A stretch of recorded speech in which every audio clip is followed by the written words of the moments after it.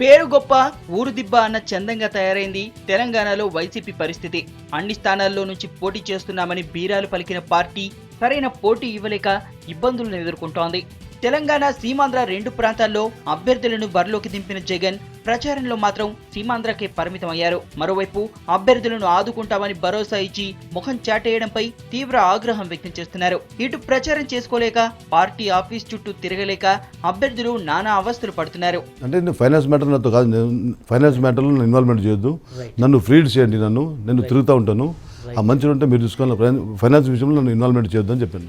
ఇదిలా ఉంటే 4-5 సీట్లలోనే కాస్తో కూస్తో పోటీ ఇచ్చేందుకు ఆరాటపడుతున్న వైసీపీ అందులో ఏ ఒక్కటి గెలుస్తామనే ధీమాతో లేదని సమాచారం. దీంతో పరిస్థితి అంచనాకు వచ్చిన అభ్యర్థులు మరింత ఆర్థికంగా నష్టపోకుండా మరో పార్టీకి మద్దతు ఇచ్చే పరిస్థితులు ఏర్పడ్డాయి. పార్టీ నేతలు మాత్రం మంచి ఫలితాలు వస్తాయనే ధీమాతో ఉన్నారు. ఇవాళ తెలంగాణలో కూడా వైఎస్ఆర్ కాంగ్రెస్ పార్టీ దాదాపు 100 సీట్ల పైన పోటీ చేస్తామని, మిగతా సీట్లు సిపిఎంకు అట్లాగే ఇండిపెండెంట్లకు కూడా సపోర్ట్ చేస్తూ ఉన్నాం. బట్ ఇక్కడ అర్థం చేసుకోవాల్సింది ఏంటంటే ఇవాళ తెలంగాణలో మేము ఇమీడియట్గా అధికారంలోకి వస్తామని మేము చెప్పడం లేదు. దాన్ని అందరిలాగా అబద్ధాలు ఆడాల్సిన అవసరం కూడా వైఎస్ఆర్ కాంగ్రెస్ పార్టీకి లేదు. అందుకనే ఇవాళ సీమాంధ్రలో కింగ్ కాబోతూ ఉన్నాం, ఇక్కడ కింగ్ మేకర్ కాబోతూ ఉన్నాం.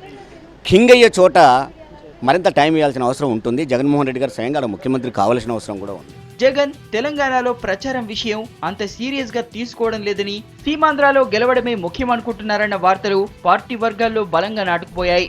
ఇకనైనా తెలంగాణ వైసీపీ నేతలు మేల్కొనాల్సిన అవసరం ఎంతైనా ఉందంటున్నారు రాజకీయ విశ్లేషకులు.